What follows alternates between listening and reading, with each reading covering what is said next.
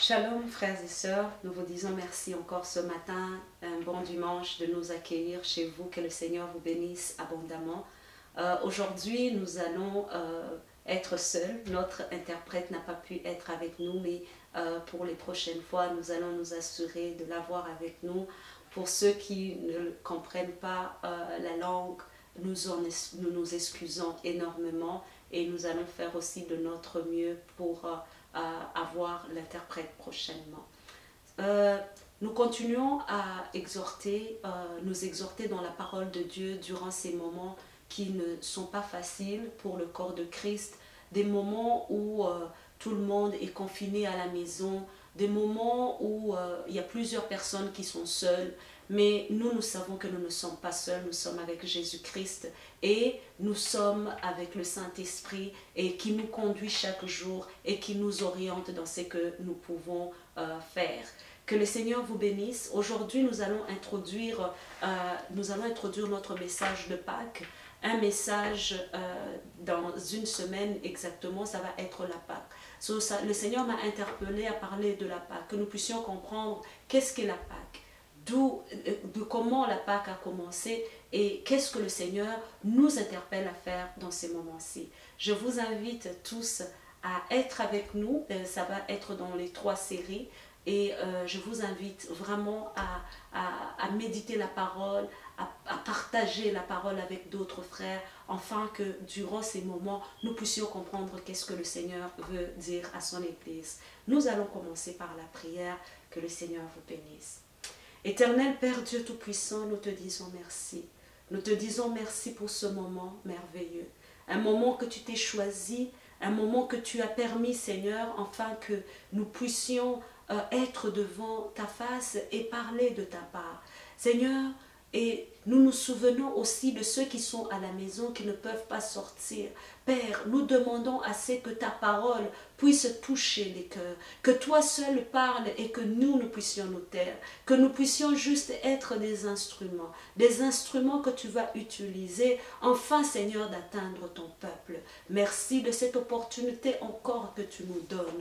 Merci pour ce souffle de vie que tu mets au-dedans de nous. Père, ce n'est pas parce que nous sommes parfaits, mais c'est ta grâce encore et ta bonté qui est sur nous.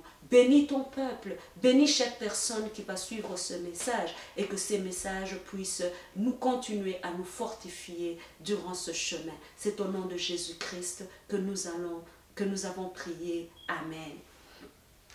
Nous allons lire la parole de Dieu dans le livre d'Exode. Exode 12, nous allons commencer Exode chapitre 12, verset 1 jusqu'à 18. La parole de Dieu dit ceci. L'Éternel dit à Moïse et à Aaron, dans le pays d'Égypte, « Ce mois-ci sera pour vous le premier des mois. Il sera pour vous le premier de mois de l'année. Parlez à toute l'assemblée d'Israël et dites, le 10e jour de ce mois, on prendra un agneau pour chaque famille, un agneau pour chaque maison. Si la maison est trop peu nombreuse pour un agneau, on le prendra avec son plus proche voisin selon le nombre de personnes. Vous compterez pour cet agneau d'après ce que chacun peut manger. Ça sera un agneau sans défaut, mâle, âgé d'1 an. Vous pourrez prendre un agneau ou un chevreau. Vous le garderez jusqu'au 14e jour de ce mois. Et toute l'assemblée d'Israël l'immolera entre les 2 soirs. On prendra le sang et on le mettra sur les 2 poteaux et sur les linteaux de la porte des maisons où on mangera. Cette même nuit, on en mangera la chair rôtie au feu. On la mangera avec le pain, sans levain et des herbes amères. Vous ne le mangerez point à demi cuit et bouilli dans l'eau, mais il sera rôti au feu avec la tête, les jambes à l'intérieur.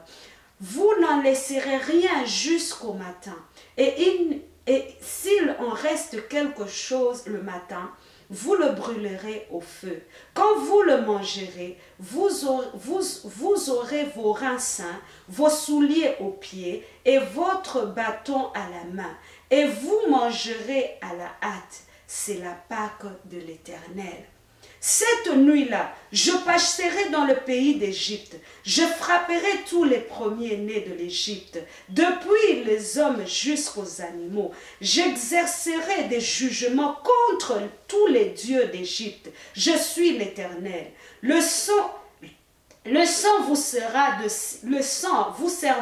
signe sur les maisons, et vous où vous serez. Je verrai le sang et je passerai par-dessus vous. Et il n'y aura point de plaie qui vous détruise quand je frapperai le pays d'Égypte.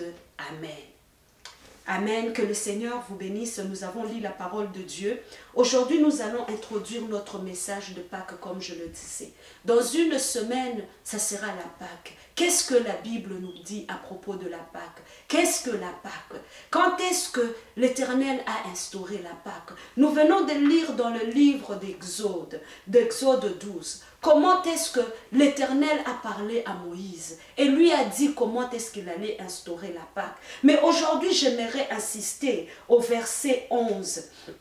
Il a dit ceci: quand vous le mangerez, vous aurez à vos reins sains, vos souliers aux pieds et vos bâtons à la main. Et vous le mangerez à la hâte. C'est la Pâque de l'Éternel. Amen. Ici, le Seigneur parle à Moïse. Il lui dit comment est-ce qu'ils vont se préparer pour la sortie de l'Égypte. Bien-aimés, vous savez comment les enfants d'Israël, ou à cette époque on les appelait encore les Hébreux, se sont retrouvés en Égypte. Ils se sont retrouvés en Égypte quand il y a eu la famine, quand Joseph était dans la maison de Pharaon établi et qu'il était parmi les chefs établis. C'est ainsi que les enfants d'Israël sont venus, les Hébreux sont venus en Égypte.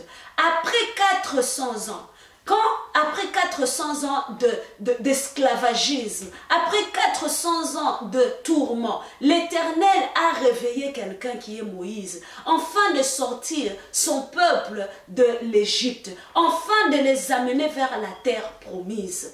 Mais ce n'était pas facile pour Moïse de faire sortir les enfants d'Israël, de les faire sortir de l'Égypte, de les amener dans la terre promise. Bien que Moïse avait grandi dans la maison de Pharaon, le Seigneur avait fait grâce à Moïse de passer et de grandir et de connaître ce qu'était la maison de Pharaon. Quels sont les dieux qui étaient dans la maison de Pharaon? Il a grandi comme un prince dans la maison de Pharaon. C'est une maison qu'il maîtrisait très bien. C'est une culture qu'il maîtrisait très bien. Mais le Seigneur a permis, à travers son serviteur Moïse, avec son histoire extraordinaire de sa naissance, quand il y a eu plusieurs enfants qui étaient morts, mais lui, le Seigneur l'a gardé, afin qu'un jour, il puisse sortir les enfants d'Israël, de l'Égypte.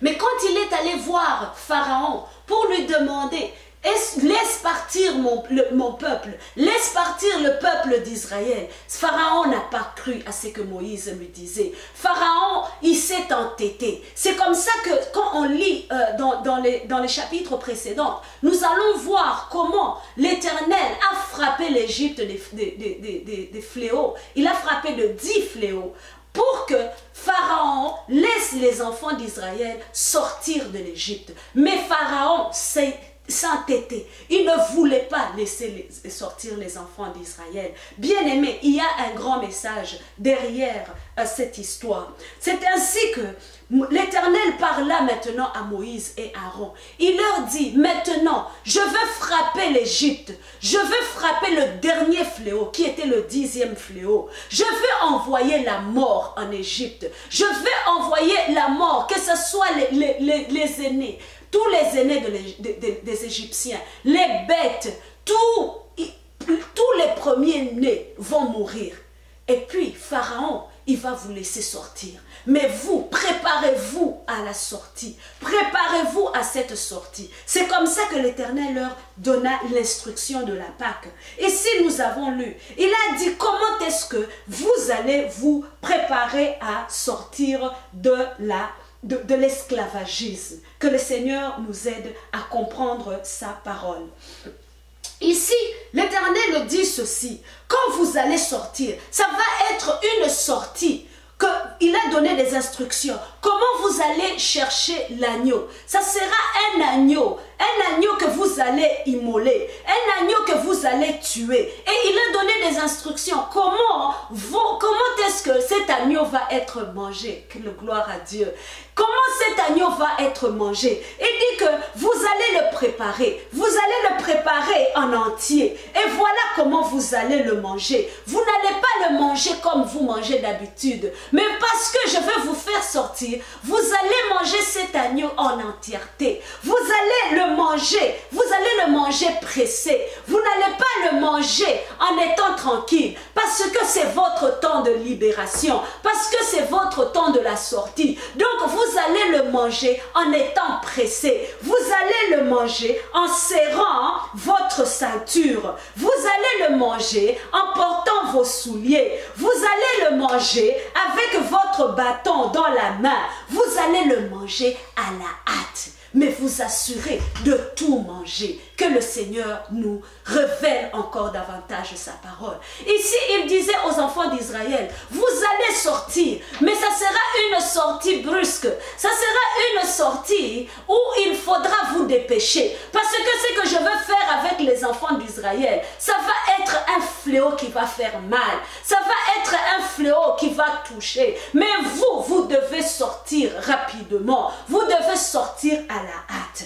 Il dira, cette nuit-là, je passerai dans le pays d'Égypte et je frapperai tous les premiers-nés du pays d'Égypte, depuis les hommes jusqu'aux animaux, et j'exercerai le jugement contre les dieux de l'Égypte. Je suis l'Éternel des armées. Ici, le Seigneur dit aux enfants d'Israël, il dit ceci, moi l'Éternel, je veux passer, je veux vous libérer, mais le fléau que le fléau qui va atteindre les enfants d'Israël, ça va être un fléau dur. Je veux moi-même passer. Moi-même, je vais passer en Égypte et je vais frapper. Mais c'était pourquoi? Il dit, j'exercerai mon jugement contre le Dieu d'Égypte. Les dieux d'Égypte, l'Éternel voulait montrer aux Égyptiens qu'il peut faire tomber leur Dieu, qu'il pouvait ébranler leur Dieu, qu'il pouvait exterminer leur Dieu.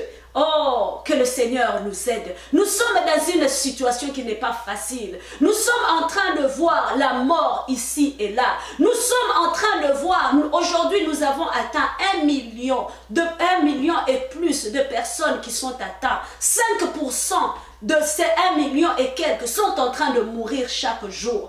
Nous sommes dans une situation où cette parole peut nous interpeller, où cette parole peut interpeller tout chrétien. C'est la première fois, si on peut dire ainsi, que nous allons passer la Pâque dans nos maisons, que nous allons passer la Pâque dans nos familles, que ce soit un moment de réflexion, que ce soit un moment où le Seigneur va nous interpeller, bien-aimés. Ici, le Seigneur dit ceci, l'Éternel dit, je passerai et je vais exercer un jugement sur l'Égypte. Quand l'Éternel exerce son jugement, c'est la mort qui s'ensuit. Bien-aimés, que le Seigneur nous donne des discernements, qu'il nous aide à comprendre ce qu'il est en train de faire en ce moment-ci. Il dit ceci, mais vous les Israélites, qu'est-ce que vous allez faire? Après avoir mangé cet agneau, vous allez prendre le sang de l'agneau, vous allez le mettre sur vos portes, sur le linteau de vos portes, afin que quand l'ange de la mort va passer, que ça ne puisse pas vous atteindre. Afin que quand il y aura des morts en Égypte, que quand lui il va passer, il va voir le sang de l'agneau l'agneau sur les portes. Il va voir le sang de l'agneau sur les portes et la mort n'entrera pas chez vous. Mais ceux qui ne feront pas ainsi, la mort pourra entrer chez eux. Bien-aimés, qu'est-ce que le Seigneur est en train de nous dire? Il nous montre comment est-ce que les enfants d'Israël sont sortis et qu'est-ce qu'ils ont utilisé pour s'en sortir. C'était le sang. C'était le sang. Le sang qui a sauvé le peuple d'Israël. Il dit, le sang vous servira de signe sur la maison. Sans ce signe-là, la mort peut rentrer. Est-ce qu'aujourd'hui, nous sommes en train de parler de la Pâque? Et la Bible nous dit, dans le livre de Corinthiens, que Jésus-Christ, c'est notre Pâque. Jésus-Christ est l'agneau. Cet agneau dont la Bible parle ici, qui a été immolé, afin de sauver les enfants d'Israël. C'est Jésus-Christ, bien-aimé. Aujourd'hui, c'est Jésus-Christ qui s'est immolé à la croix. C'est son sang qui a été versé à la croix. C'est son sang qui nous purifie. Bien-aimé, c'est son sang qui nous protège. Ici, dans ce temps-ci, ils utilisaient le sang de l'agneau, le sang pour le préserver. Mais aujourd'hui, nous avons le sang de Jésus-Christ. C'est lui qui a été immolé pour nous. Bien-aimé, c'est ce sang qui va nous sauver. Est-ce que tu as le sang de Jésus sur ta porte? Est-ce que tu as le sang de Jésus qui te protège? Bientôt nous allons rentrer dans une Pâque. Bientôt nous allons rentrer dans un autre moment. La Bible continue à dire ceci. Je verrai le sang et je passerai par-dessus vous. Il n'y aura point de plaie qui vous détruise. Quand je frapperai le pays d'Égypte, quand il va frapper, quand il va exercer son jugement, quand il exerce son jugement, quand il est en train de frapper le peuple d'Égypte, il y a le sang de l'agneau aussi qui était en train de protéger les enfants d'Israël. Bien-aimés, que le Seigneur nous révèle ce qu'il est en train de nous enseigner durant ces moments-ci. Nous continuons, 14, la parole de Dieu dit ceci, « Vous conserverez le souvenir de ce jour et vous le célébrerez par une fête en l'honneur de l'Éternel. Vous le célébrerez comme une loi perpétuelle pour vos descendants. » Ici, nous voyons que le Seigneur leur dit qu'est-ce qu'il faut faire. L'Éternel leur donne des instructions.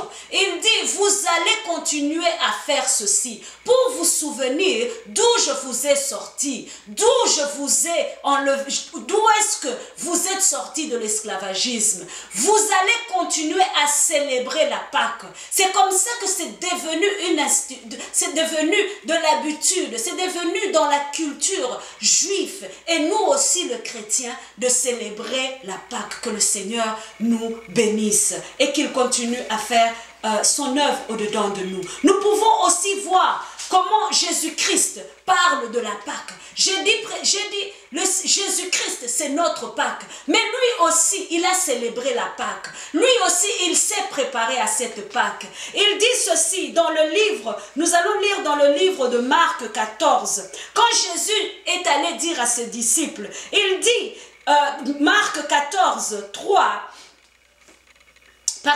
Marc 14, 12, le premier jour des pains sans levain, où l'on immolait la Pâque, les disciples de Jésus lui dirent, où veux-tu que nous allions préparer la Pâque?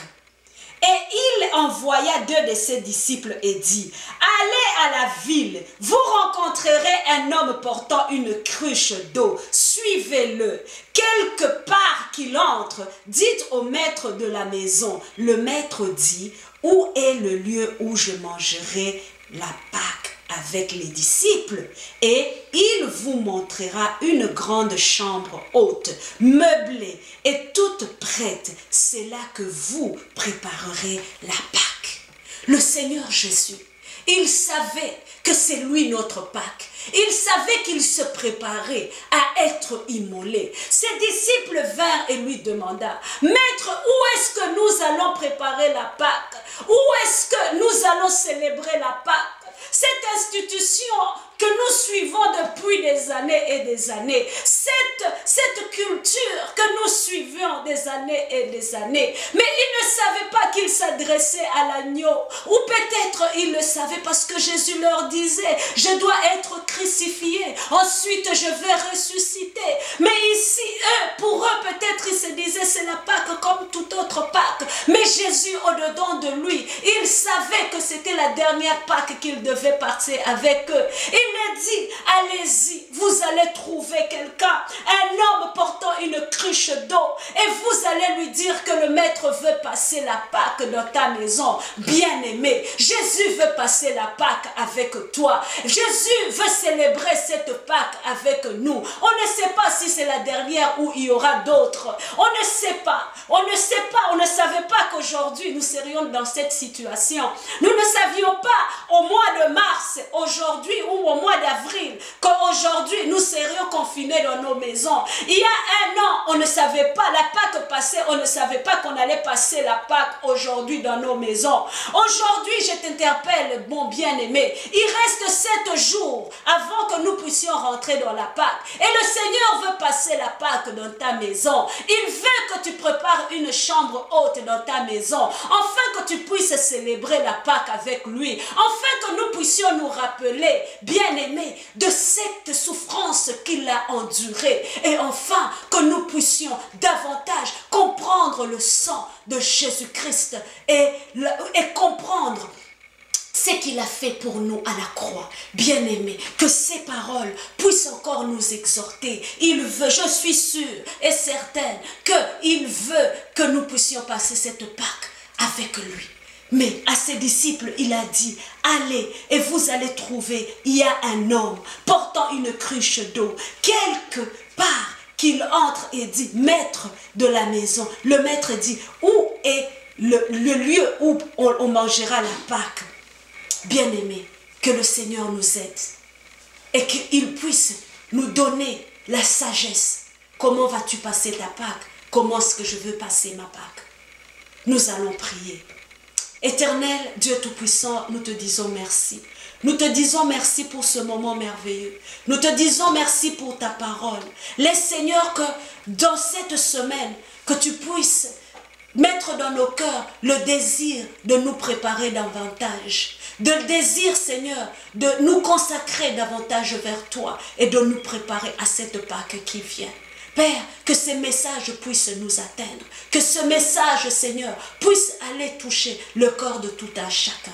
C'est au nom de Jésus-Christ. Nous demandons aussi, Seigneur, que ce fléau qui est en train de circuler, Seigneur, que les malades puissent être guéris. Parce que ta parole me dit, c'est par tes meurtrissures que nous sommes guéris. Père, au nom puissant de Jésus-Christ de Nazareth, je demande à ce que tu puisses regarder les gens qui sont malades dans les hôpitaux, les gens qui sont atteints, Seigneur, que tu les guérisses au nom de Jésus. Merci, Seigneur, parce que tu écoutes nos prières et que tu nous prépares à d'autres bonnes choses. C'est au nom de Jésus-Christ que nous avons ainsi prié. Amen. Bien-aimés, nous vous disons merci de nous avoir accueillis et à dimanche prochain, nous allons continuer à écouter la parole et comprendre davantage quels sont les mystères qui sont cachés dans cette Pâque. Que le Seigneur vous bénisse.